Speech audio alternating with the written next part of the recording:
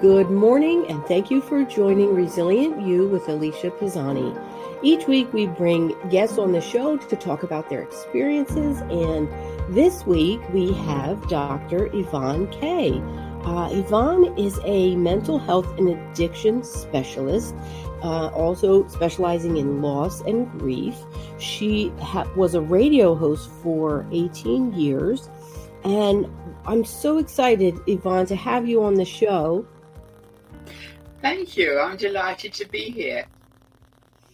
I love your accent as well. I love it. Yes, I'm a Londoner.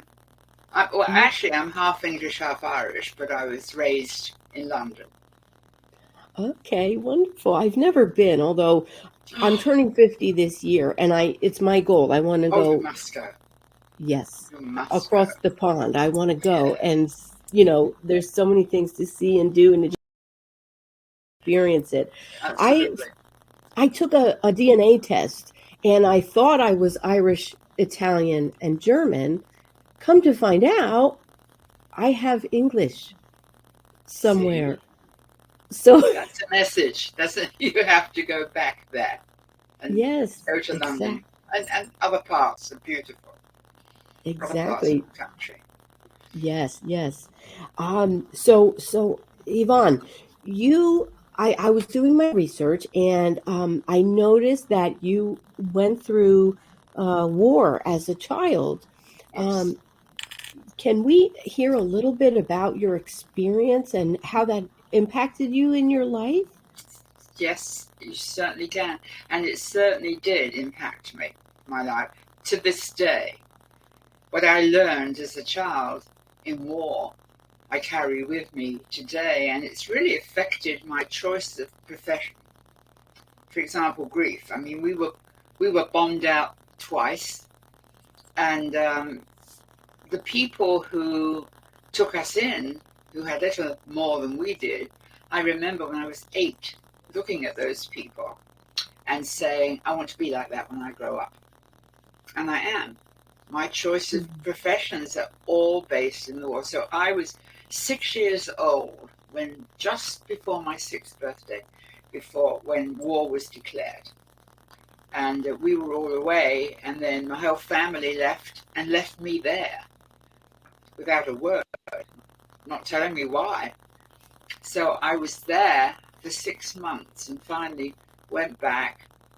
And then the government decided that they needed to evacuate the children.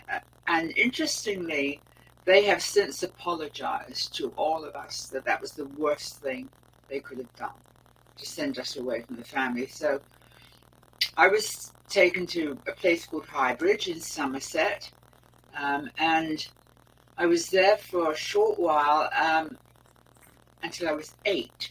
I made myself appear to be ill, so they sent me back to London. So I was there in the worst of the Blitz, but that's where I wanted to be. And what really worries me is I'm seeing today history repeating itself. And then I look at the Ukraine, and that's what I went through. But thanks to Churchill, we were not invaded. We were bombed from another country outside, but not inside. If Hitler had crossed the English Channel, I wouldn't be here talking with you. And he decided to go after the Russians, so we were very fortunate that he didn't come in, but it was close. And I speak for children a lot because people think that children don't understand, and they do. They do. You know, my family was involved in rescues from the concentration camp. So I had a foster brother, George, who was rescued and came on the kinder transport, which was rescue children on trains. We adopted him. But they would talk about what happened in the camps. And I was a little girl, but I heard every word, and I understood it. So I tell people today, children understand. They don't think they don't get it, because they do. And it's really, really important that you're honest with them. I mean, I come from a family of secrets, so nobody would tell me anything about anything. So I heard it all. But the war, I still have PTSD, not as bad as I do have it, but that's another choice, you see. I have PTSD, so I work with veterans. And 14 members of my family went into combat. And one was taken prisoner by the Japanese. And so I have all this background, and I hate war, but I will stand by the veterans. I will stand by the military, because it's not their fault. They do as they're told. And we just had this thing in Congress and the Senate where they weren't going to pass a health law. And I was listening to the people who said, they raised all this money to send us to war, but then they couldn't find any money to treat us when we were injured. So I work with veterans, and I'm very honored to do so. My grief work, that's my passion. I work with all kinds of grief, but my specialty is working with families who've lost a child to death. And more specifically, the parents of murdered children. That's where my heart is. And I have so much respect for those people. I can't even put it into words, how much respect I have for them. And I'm in touch with a lot of them that aren't in treatment or anything anymore. I'm a consultant for the Compassionate Friends, which is an incredible organization for families who've lost a child in any way to death. So I'm very, very involved with that. So having my war experience and being involved with families who've lost children, I can't even explain how I was feeling with Uvalde when they came in with the AK-15s and killed those little ones. And then in Buffalo, in New York, and all the others that went before. So I'm a strong advocate about AK-15s, that they belong in the military and nowhere else. So, my life is multifaceted. I'm all over the place. Yeah, and it's wonderful that you're able to take your experiences and apply them to help others. I mean, that's something that I've always had a calling for myself. I wasn't a victim of a war. Thank goodness. In the traditional terms, but I had a war going on inside my house and in my life growing up. And so the trauma, was there. The lack of support, the lack of structure. My mother would at any moment, when you're talking about that being uprooted and not knowing anything and just being there, in my experience, I want to share that I had that. My mother, I would come home from school and my mother would say, let's go. Everything would be gone from the house. We would up and go, and it would be to a shelter or to another house or to stay with a friend. And, I remember at the age of 4 sleeping in a hallway with a light, like a fluorescent light above my head that would never shut off. I was in a crib that was too small for me, and it was urine soaked because of all the other kids who had been in it. And I remember saying to my mom, I want to go home. And she said, I'm doing what I can, you'll be okay. Just go to sleep. And we didn't have food. And I can't even tell you the conditions, but you talk about the concentration camps, being exposed to, such an extreme environment and PTSD. And, Yvonne, I just want to thank you again for being on my show. I love hearing the stories. And, I think that Resilient You, my show, is also there as a calling. And I'm so happy to be able to feature guests such as yourself, right? And we can help others. Yes. So when you were younger and you said that you were claiming to be sick because you wanted to be returned back to London, that sounds to me like a coping strategy Oh, yes. that Very was kind much of so. innate to you, right? Because at that age, you had to have, very, very smart of you, but that's Hmm. interesting. I Yeah. imagine, and we're all born with coping techniques, right? So it's important to understand them and look back. And so, how do you feel about that? Looking back, you said it was where you needed to be. Um, the bond with family, was that the thing that drew you back? You mean when I created this environment to get what I wanted? Is that what you're talking about? Yes, yes. Well, it was based on a lot of things. The people who I was a foster child to, the man, elderly, and he was very kind. He was like a grandfather. But his wife and his daughter were not. And so I had a doll. Her name was Queenie. And I was allowed to hold her for half an hour every Sunday. And if I did something they didn't like, then I wasn't allowed. So I used to listen. They used to listen to the news. And when I heard that London was bombed, I was terrified and I would cry. So I was punished for that. And I wasn't allowed Queenie. And she was my only comfort. So that had a lot to do with me making a decision as a very little girl that I was not going to put up with it anymore. And what the war gave me, some of the gifts it gave me, not that I recommend war to do this, but one of the gifts it gave me was what I call a watch me personality. From a young child, you tell me I can't do something and watch me. And I'm just like that today. I am, to all intents and purposes, elderly. To some people, old. But I'm not aging, I'm ripening. So I don't, and I talk. My son works in a retirement community, and he has me come and talk sometimes. And I say, you don't listen to people who tell you what you can and can't do and what you shouldn't do or should do at your age. If you've got your wits about you and you're healthy, then, people say to me, are you still driving? Really? Yes. So the war gave me things of humor.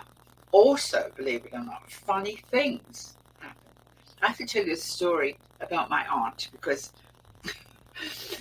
in those days, there were a lot of GIs there, American troops, and they used to hang around Piccadilly Circus. And they were very kind to us, little children. They would give us sweets and whatever. That saying, "You got any gum, chum," came from us, little children.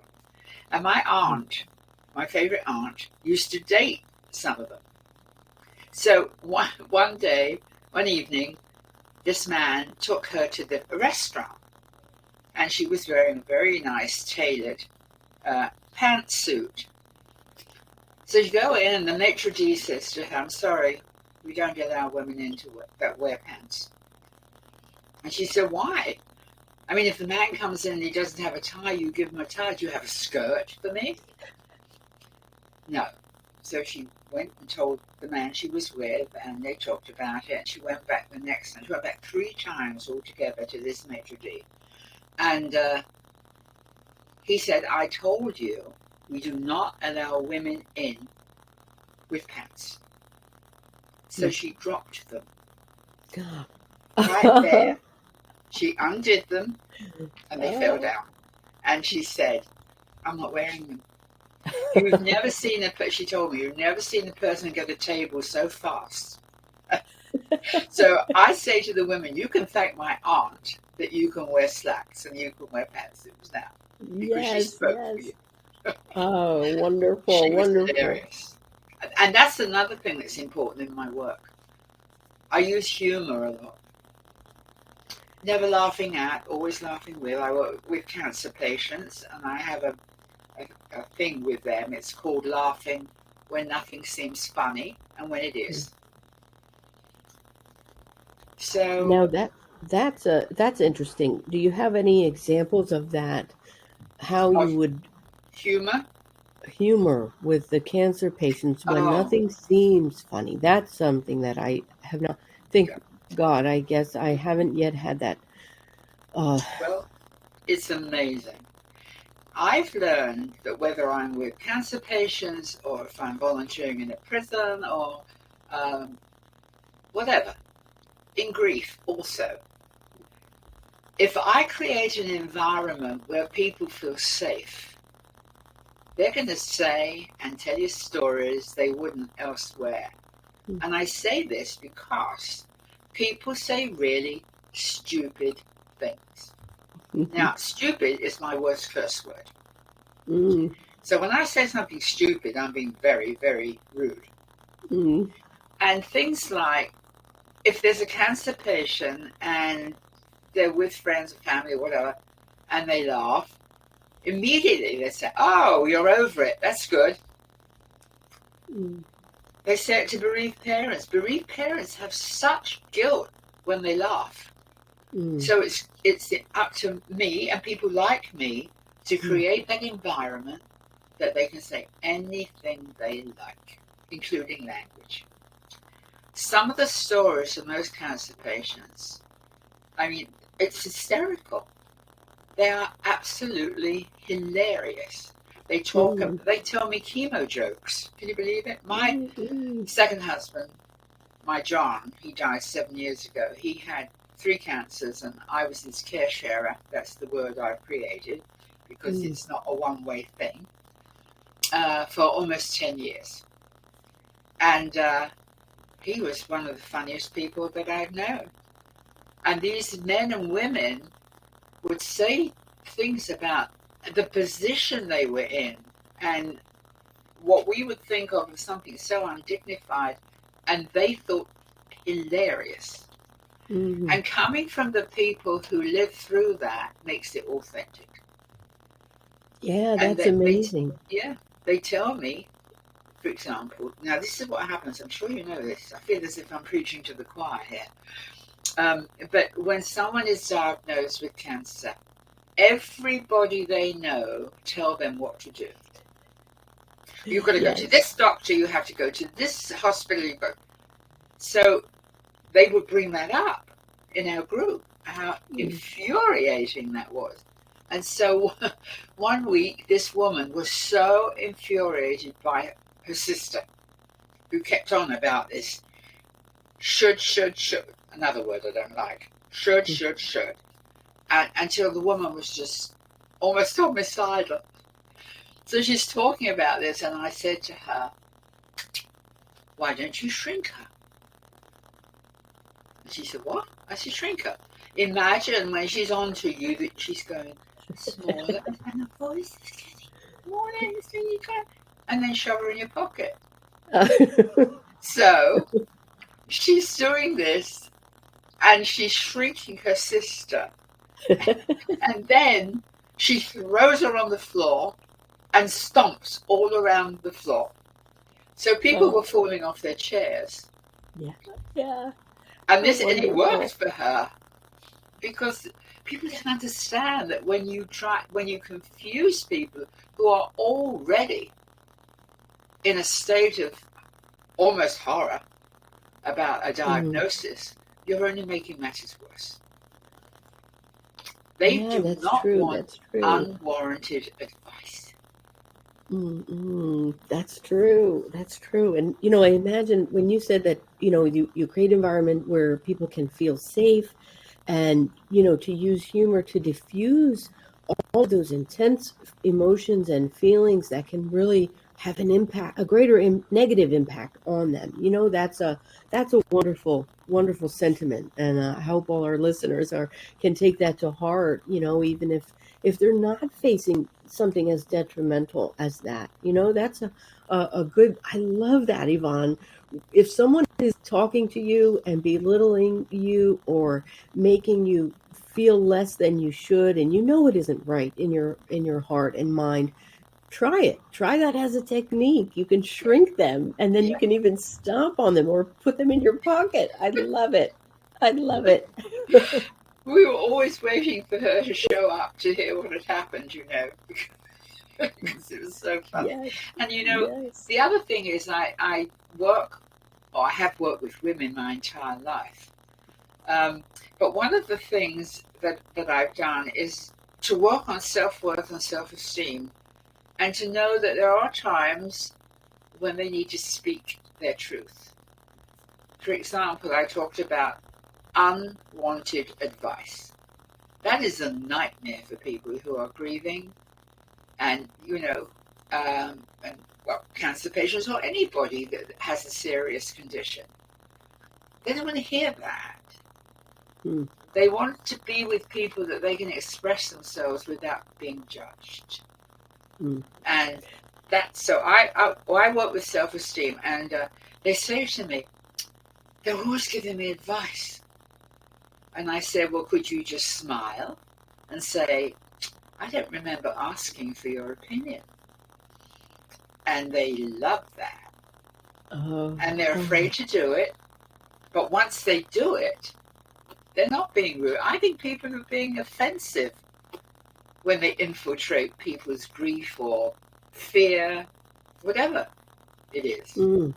Yeah, it's true. And sometimes, those close to us, whether it's our family or our friends, they're the ones who think they can say anything, or they think they have more of a right to give them instruction or help, and I'm guilty of this because I have always been a helper. I've always tried to be that mother figure, and I don't know why, but it is off-putting to people. I mean, even in daily life. And so right now I'm on my own journey trying to figure that one out. But it's it's a journey, and as you're talking about your experiences and the different people and situations that you work with, I mean, it's such an inspiration, knowing that you've had experiences of your own, and then you've gone through it, and now you're able to give back. And so I've heard you mention people for with grief, and you've mentioned cancer patients. You've worked in prisons, um, and it's just so amazing. I hope our listeners, no matter what you're going through now or what you've been through, if you're brave enough to face it, there's people like Yvonne out there who can help. Yvonne has she's well respected by mental health professionals and addiction professionals. Um, and again, I'm sure being a radio host for 18 years in Philadelphia, that was also, very educational, right? Because you're able to have all those experts and all of that, Mm-hmm. experience that you carry with you. Um, and also, Yvonne, I know you have a podcast. I want to take this moment just to mention you have a podcast, and I saw you Yes. had 3 seasons of it. Mm-hmm. It's called "How the Hell Did I Get Here from There?" Did I get that right? They wanted to call it the Dr. Yvonne Kaye Show, and I said, absolutely not. I only have people as guests who are willing to talk about openly whatever, Mm, not be afraid. And they've been incredible. But the most important thing is they can be found. Sometimes when you get very well-known people on and they give a marvelous message, but they can't get in touch with them. So yeah. every guest I've had, they give out their information, and they can call them, they can email them, whatever. And I think Mm, that's important. There's one point I need to make that I think is really, really important when I'm interviewed. And people get the idea that I'm fine. That's my mm, worst F word, four-letter F word, fine. oh, And they need to know that I have days. I have days. I'm on a roller coaster. I'm in grief also. So it's a roller coaster. Edie talks about this. She says when you're in a fairground, you know when you're going to get on the roller coaster, and you're going to get up and down and up and down. Emotionally, you don't. You don't know when you're going to get on. You don't know when it's going to be up. You don't know when it's going to be down. And so when people hear me speak, I feel it's very important for them to know my roller coaster goes down sometimes. There are times I really would rather not get up in the morning. And what I teach is if you wake up and you feel you have a lousy day, then have a lousy day. Because if you fight it, you're going to internalize it and it's going to last. But if you allow yourself, if possible, to pamper yourself for a day and do nothing if you can possibly do that, or read or listen to music or whatever, it's powerful. Otherwise, it just continues. I usually find the next day I'm back to whatever. But if I don't allow myself all my emotions, I'm in trouble. And I know a lot of people, I'm a Brit. And what do we say? Keep smiling, keep your chin up, The stiff upper lip is what we're known for. And I found myself doing that, smiling when I was feeling horrendous. And that didn't help anybody. So I ask people what helps them. Laughter helps them. Music, without doubt, helps them. And when I work with the community at Living Room, which is a drug and alcohol rehab, I play a lot of music. I love all kinds of music. Some I don't quite understand. But at heart, I'm a rocker. And I have them listen to the lyrics of some of those songs from Bowie and Phil Collins. They're astonishing. And they respond to that. Wonderful. Yeah. So when you are working with drug and addiction and the rehab, that's another subspecialty. And I'm just so amazed. I actually I put out a book, Yvonne. I have to mention it. I mention it on every one of my shows. So, Emotional Strength Explained is a self-help workbook that I had put out. It has prompts inside where people can quickly get to the root of whatever it is that they're facing and have a place to focus and know their next steps, what they need to do to improve their situation.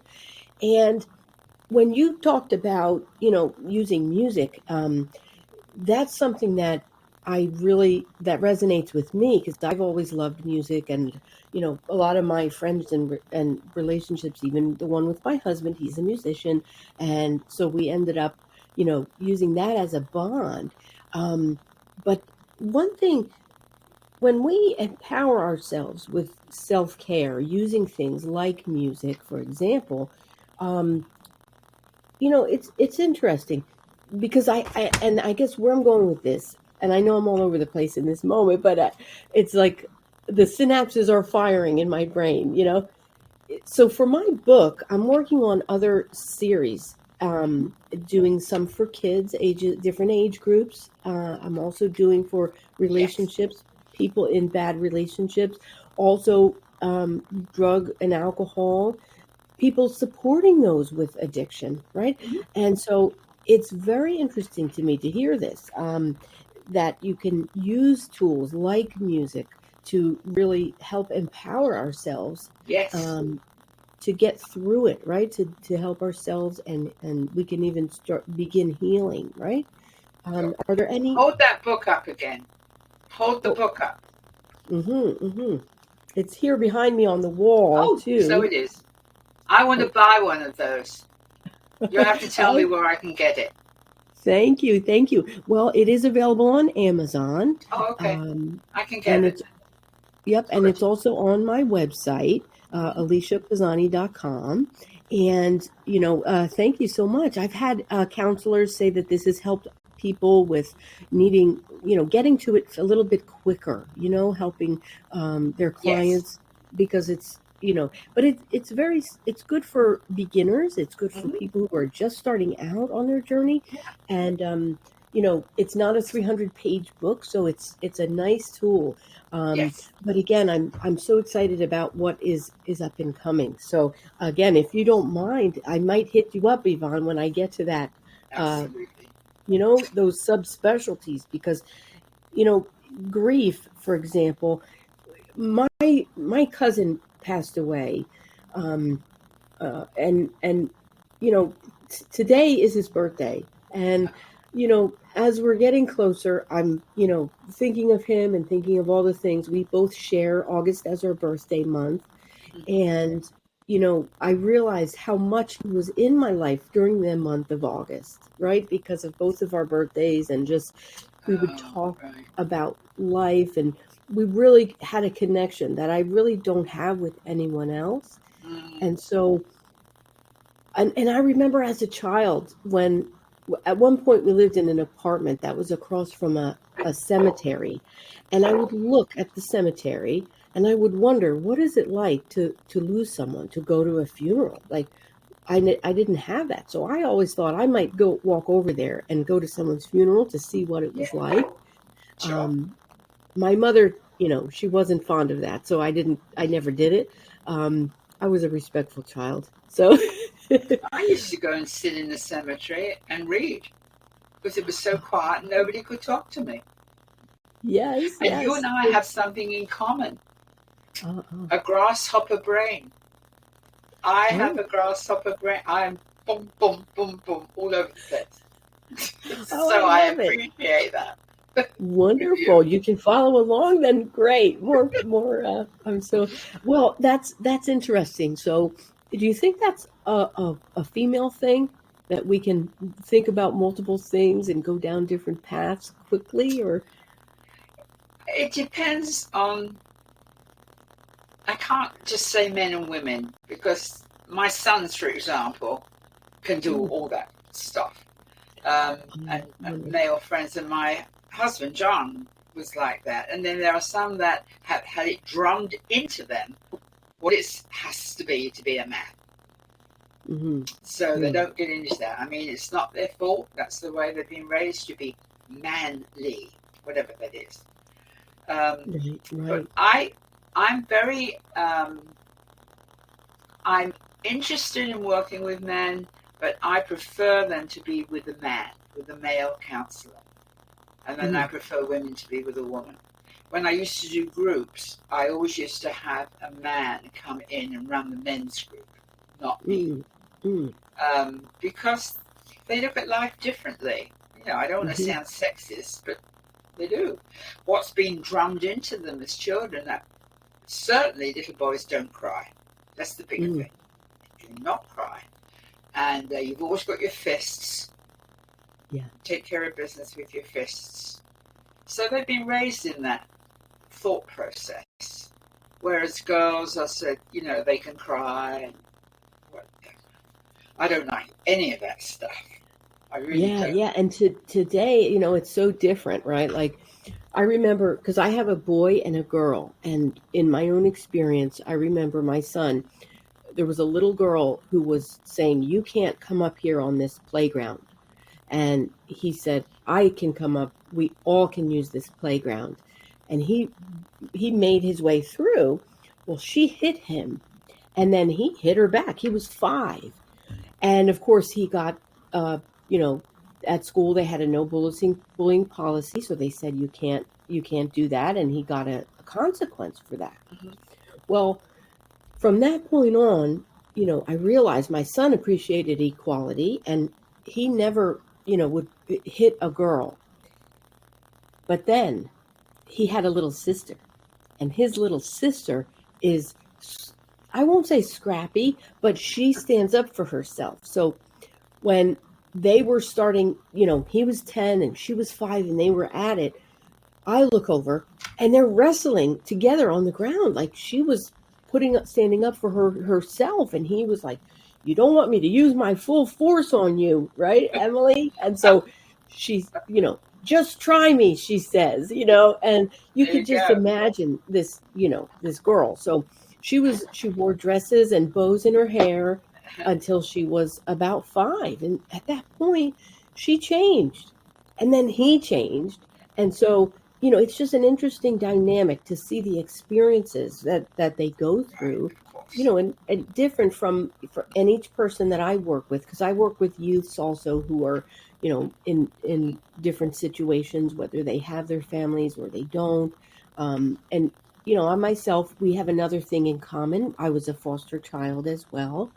And, it's interesting because I think all of our experiences make us and turn us into who we are. And today it's wonderful to see that the world is changing yet again quickly. That people can really be themselves, and that's something, Yes. as you know counselors or specialists in these areas of trauma. I think that we have to look at things with a different lens, right? Like, we can't just say, okay, uh, you're a male and you don't cry or you don't feel your Right. feelings. A lot of I, it's still there though, right? So that generational thing is coming down, and it's hard. I think a lot of times for people to feel their feelings and deal with what they have and grow. But um, Yes, you're so right. I'm a feminist and have been for years, and so are my sons. mm, They definitely are into. I mean, they were horrified when this was handed down from the Supreme Court, and my two mm, daughters, of course. But I really respect the way that they will speak up for women, and their mm, wives are very grateful to me because of the way that they are.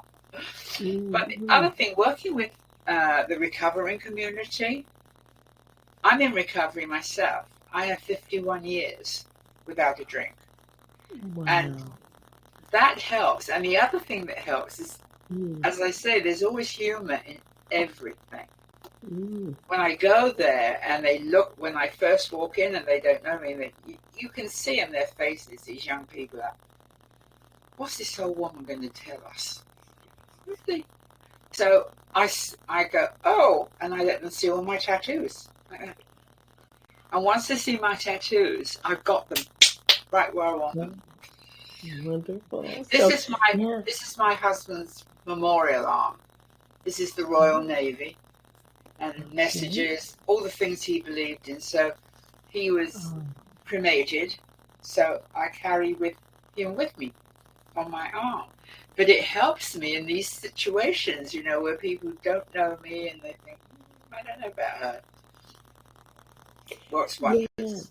It The was worth it. connection, right, right. So if you're listening right now and you want to find a way to connect with someone in your life, just as Yvonne has shared an example of how to connect despite the difference in age, there are ways. You have to be able to, be open in your mind to Oh, yeah. those things, right? So Yes. relationships, for example, if people are not connecting, there's ways you can connect. If you've ever once connected, you can go back to those ways, right? If you used to do something and you don't do that anymore, go back, go bowling, or take that time to reconnect and rekindle.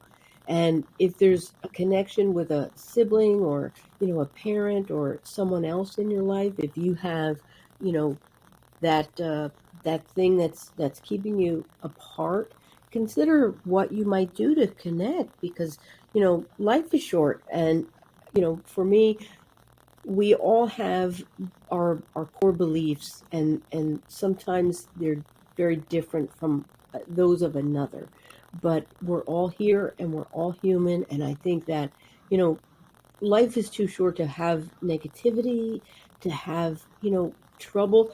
If we look at others, we can learn from them, and that's Hmm. that's something wonderful. um Humor, I've always been witty, right? Like, in those moments of tension, I'll come out with this witty comment, and it just kind of lightens things. It has been helpful. um Yeah. but again, I love what you said about ripening with age. It's true. Like, we don't have to be set to other people's expectations. We can you know be ourselves and still get through things. We can use humor.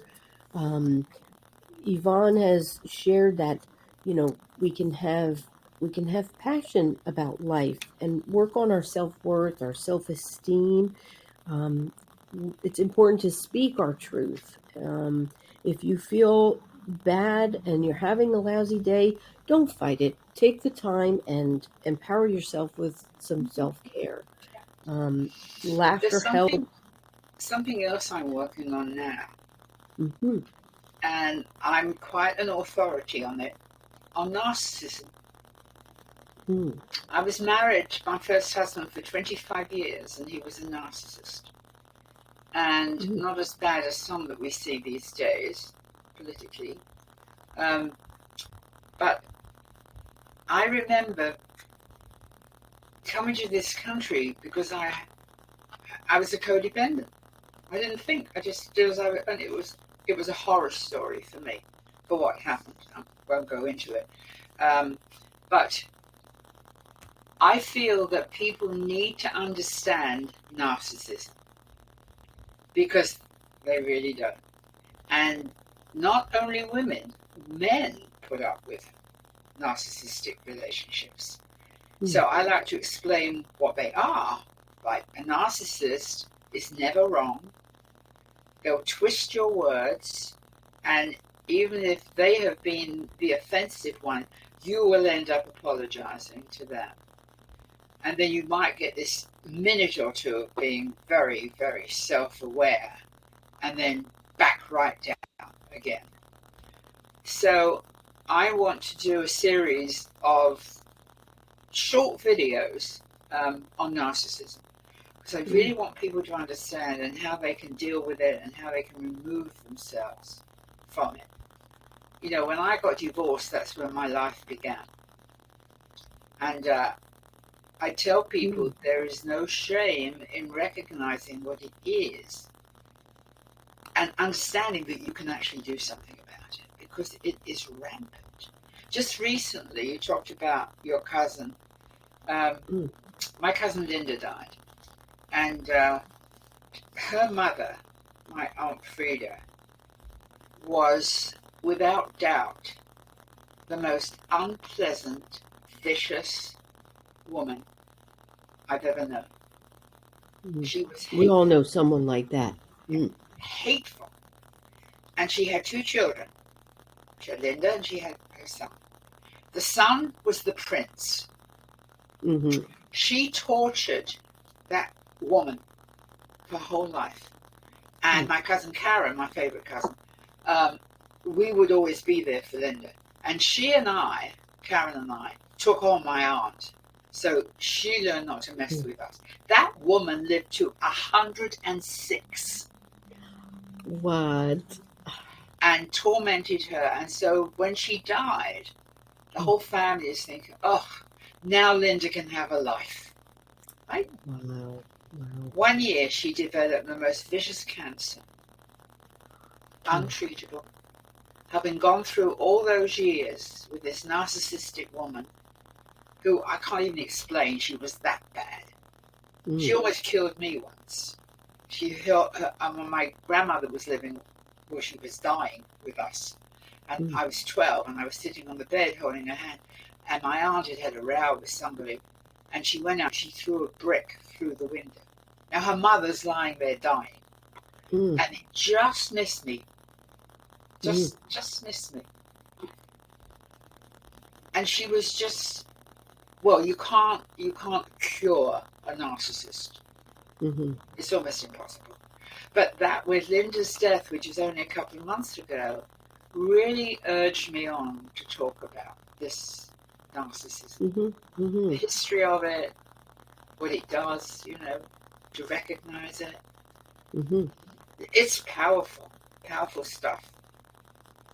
Yeah, one of the things, my mother was mentally ill, and when my stepfather, he was a police detective, and he wanted to save her, and fix her. So he started researching, and he started looking into her behaviors and her actions and trying to put a diagnosis on it, because she wouldn't go for help. And she was like that. She would pick a fight, and then she would she was never wrong. And there were other issues with her. She wasn't, I don't know, narcissistic or not, but she was different. But the reason I bring it up is because we all do that, right? We have a person that we know and love, or maybe we love to hate, and we try to fix them or understand it. And we go day by day. Maybe they're our relative, and so we think we have to put up with them. And in some cases we do. I had a client who, it was her sister, and her sister was constantly causing this drama in her life, and she was able to come to a point where she was open to realizing the pain that was happening to her. And so that's wonderful. I think a series of videos like that would really Oh, help a lot of people. of course. It's because when you're in you're so close that you can't realize, maybe what's happening. So one of the things in my book is to define boundaries, Oh, and yes. understand Very important. who gives you support and who does not. Hmm. And it's there's simple things that you know people can do to really make a Right. change for themselves, and Yes. We knowing had mental illness in knowing my family, and it was totally different. Totally different from yeah, this yeah, particular situation. And we have to learn the difference. We really do. yeah, Was and that's the thing where connecting with others, it's really important, to be able to go outside of your comfort zone, right? Yeah, So very it's much like, so. yeah, care for yourself Yeah. and be open. um I Again, believe in I know. support groups. I absolutely believe in support groups. There are mental health support groups, there's grief, compassionate friends, parents of murdered children, AA, NA, OA, GA, all the A's. And they're important to people. If someone wants to see me, a bereaved parent, I encourage them to go to the compassionate friends first, because sometimes that's enough Mm-hmm. to be with people Yeah. who've gone through what they've gone through. It's very, very important. And I always get someone to meet them the first time that they go.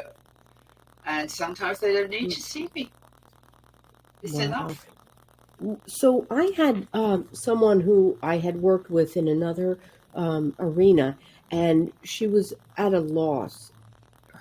She had an autistic child, but her niece was killed by gun violence, and she and her sister were both, you know, at a loss where they couldn't function. They every day they thought about this incident that happened, and they just couldn't get over it, couldn't process it even. So is this is that what is that group? The compassionate Compassionate friends, Friends? yeah, or Is the that parent or the families of murdered children. Either one of those would help. okay? We'll And have to they're share those. everywhere. They We'll have to share started, those. yeah, the compassionate friends started in England with a hospital um, chaplain talking with three women who had had stillborn babies, and there was Mm, nothing. And from that mm, conversation around the kitchen table with him and three women, Compassionate Friends was born. And it's in every country of the world. Everywhere. wonderful. Mhm. Wow. So My all I my have to do is mother. to look up, Google it, and you can find your local meetings. Yeah, so that's interesting. My mother had a younger brother, and when the little boy baby, um, the parents were, and my mother was 10 at that time, and when they came home, it was about midnight. My grandmother accused my mother of murdering the baby, Oh my. and my but the baby had died, I guess, crib death is what they said. Yeah. Little Tommy was, I don't know how old he was. I have it in the records, but the fact that the mother was, my grandmother was blaming her daughter for this, and my poor mom, who was Oh, 10 years old at the time, you know, it, it's something that carried through both of their lives mhm. all those years, Oh, and they I'm never sure. spoke of it. They Oh, it was just, so imagine if they had known of a support group like that could help. That's, That's terrible. What a dreadful thing to live with, really. yes, And of course, exactly. grief and loss is much bigger. It's not Mm, just death. It's hmm enormous. People who are on their own after divorce, or people who have lost their jobs and can't get another job, that lose their home. I mean, this is enormous. When I used to teach graduate studies in grief, and I would ask them to brainstorm the word grief, and it was always death. And then I said, well, let's brainstorm loss. And it was enormous. I mean, even cancer patients losing their hair. That's loss. Hair, eyebrows. It's a vast, vast subject. I can talk about it for hours because it's so important. Yeah, that's true. That's true.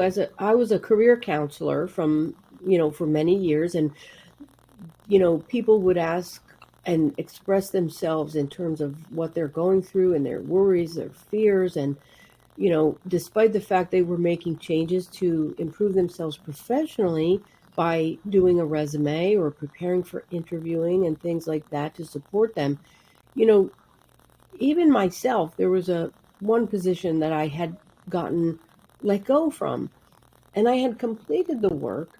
I had done, in 3 months what people hadn't been able to do, and I never understood it, which later I learned that that position was maybe only meant to be temporary, because my next position was far greater and I added more value. Even some of what I had done at that job was able to be used in the new one.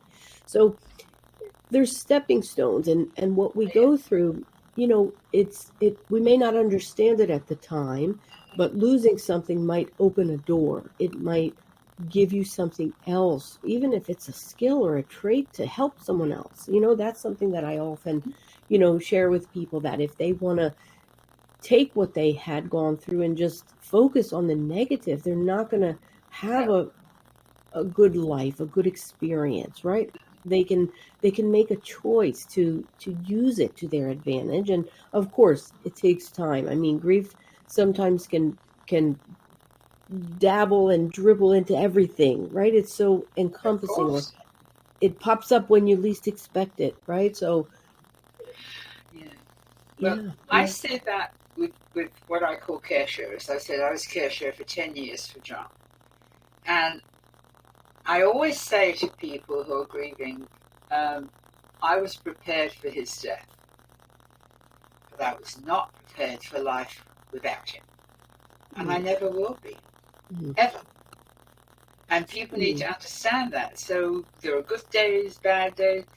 I also recommend that people get mentors if they're in trouble. I don't know if you can see this. This is my mentor. Mm, mm. I never met him, Oh, and his name is Dr. Viktor Frankl, and he wrote a little book called Man's Search for Meaning, and that book changed my life. And he said in this little book, people make conscious decisions on the way they feel, and I didn't know yes. that. Oh, And he wrote that in Auschwitz. He was a prisoner, first of all in Buchenwald, then in Auschwitz, and he could write something like that. mm, So I was very homesick when I first came here, dangerously homesick. And reading that little book under pressure, I didn't want to read it, absolutely changed my vision completely. He mm, sold millions and millions, and when out of 15 minutes, I was able to talk with him on the phone. Highlight yeah, of my life. And he was amazed at how mm, that book was. And so the whole book, as I see it, is about choice. And the little story that I love is my favorite. He was in Auschwitz and he was laying railroad tracks, and it was bitterly cold, and he had no gloves and his shoes had holes in. And when you work with iron or steel in the cold, your skin sticks to it. mm. And so he was just beside himself, and suddenly a little bird flew down, a little brown bird, landed on the track, Mm. looked up with her big brown eyes, and he chose to believe that was the soul and spirit of his wife. He could have said that's just a bird, but he didn't. And that little story taught me about choice. So to get back to your book about emotions, it's a choice how you feel when you get up in the morning, and you can change it or not change it that day. So it's very important. I carry that little book around with me. It's falling apart. I got it in 1968. And whenever I got upset, because I'm very passionate about things I believe in, and I get very upset about something, and John would say, just say to me, go get the book. That's all he'd say, go get the book. Nice. It's not an easy book to read. It was written in a concentration camp, but it's not the usual concentration camp book. Don't get into it. Got a little bit at the beginning, but the whole idea of the spiritual path he was on in those environments was just astonishing. And when I talk to the recovering community, I talk about him a lot. Sponsors, mentors. It's important to get someone, if possible, that you can really, really trust. Few and far between, but you can find one, and it's important to do so. That's a wonderful story, because some people, they have relationships, whether they're fake relationships or real deep relationships, they may not want to open up to others. And to hear that you had your mentor, someone whom you've never met, but it was on the basis of a book and something that they could impart to you through your own experiences. When I was in 7th grade, I read Diary of Anne Frank. And yes. I read it in one day, and I skipped school to read it because I started in the morning, and I said, this is too important. I'm not going to go to school. I'm just going to. So I went to the library instead of school. And first time I ever did anything like that. And I skipped school. And when I confronted my mom that day, I couldn't bear the guilt of lying to her. So I told her the truth. I didn't go to school today. And she was, oh my God, what happened to you? Where were you all day? Are you okay? And I was like, yeah, I'm fine. I went to the library. And she was like, of course, angry and upset with me. And I had a consequence. But, long story short, I was more wanting her to reassure me about that situation and experience, because I had never heard of Hitler and of all that. I never, can you imagine here? How old was I? 11. So, but yeah, yes, I understand. But it's interesting, because the impacts that we have, and I guess some of us are more spiritual than others, right? So things hit us harder. We're empaths or whatever it is, right? Sure. But for other people who have gone through things, like I know a few people in recovery right now. I know people who are dealing with divorce. I know people who are out of work, people who are dealing with illnesses. I mean, it's such an interesting world, and to be, alive right now, to me, it's a gift. And if we can help one another, I think that we'll be able to survive what this world is going through right now. Yes. At the start of this interview, you were mentioning, history repeating itself, and Ukraine and Russia and what's going on there. And, I know people who have family members there and who are, just, beside themselves. I wear a bracelet. I wear their bracelet. Oh, wonderful. With a sunflower on it. Yeah. We, and just to see ways that we can help others. And I think if people can find that thing that can ground them, and get them through, it's just a wonderful thing, Yvonne. So many wonderful things. So Yvonne, how can people find you? You have a website? Yeah, the best, it's very simple. It's my name, YvonneKayeWisdom.com. It has all my podcasts on it. It has my phone numbers, my emails, everything, Facebook, everything, stories about me. And it's interesting because it's not that hard to help people, is it? Little things like, for example, a simple thank you. People don't understand. For example, all through COVID, when the people were working in the supermarkets, I would always say to them, thank you for being here. You have such courage. How hard is it? It's so simple. For someone, if they open the door, thank you. People don't understand. They think they're going to this big, big situation. Simple. Thank you for your service. And our own reactions are something to be mindful of. In raising children, it's something I think that parents don't realize. And I guess if you have parents, grandparents, if you have aunts, sisters, brothers to help you, if you have that support, it's a little easier because then they get raised collectively and they have different inputs and different viewpoints and different things. In my situation, I don't have any of that, so it's like it's up to us to raise them. And there was a man who cut me off in driving, right? He cut in front of me, and he beeped at me because he thought I was yielding too long and I didn't proceed quick enough, but I wasn't going to go into the traffic. So my son, who is going to be 15, he's thinking, and I'm always kind of giving him little tips when I'm driving. And he says, Mom, don't let that guy cut you off, and his response was like, that of that fighting mentality, like Sure. he says, you were ahead of him, you should go. And I said, no, honey, I'm taking safety as my choice. If he's in a hurry, who knows what his situation is, but maybe he's late for work. And, it was like I kind of gave him the benefit of the doubt instead of getting angry. And, just knowing that people are going through different things. And so it's true. Every little bit of kindness we can impart on others is very, very important. You may say thank you to that person, and it might lift their spirits to then help someone else or go take that into the world, into their day. And it causes a chain reaction. I believe that. It's so simple. People make such a big deal out of this, and it's just common courtesy, really, in a lot of ways. And then if I ever see anyone that's got a cap on with Vietnam veteran or Korea or Afghanistan, I always thank them for their service. Yeah, and they look at me in surprise. Some of them. I say to them, don't people say that to you? No.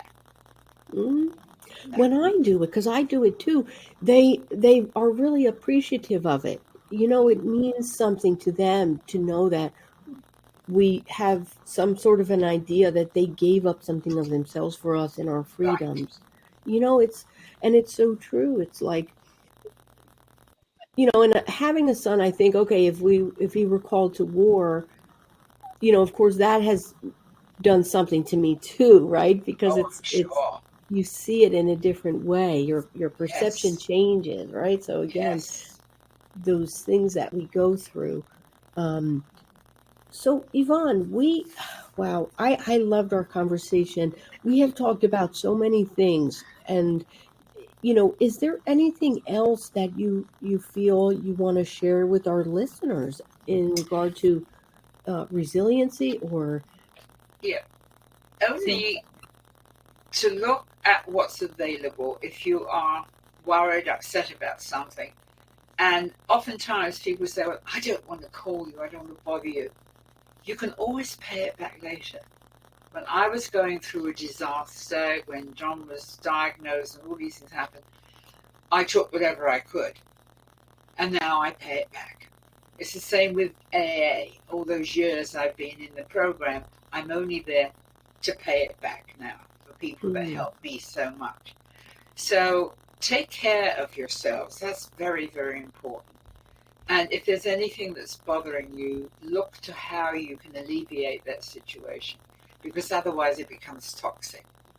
And if you have a lot of toxic people in your life, call me. because you have to get rid of them.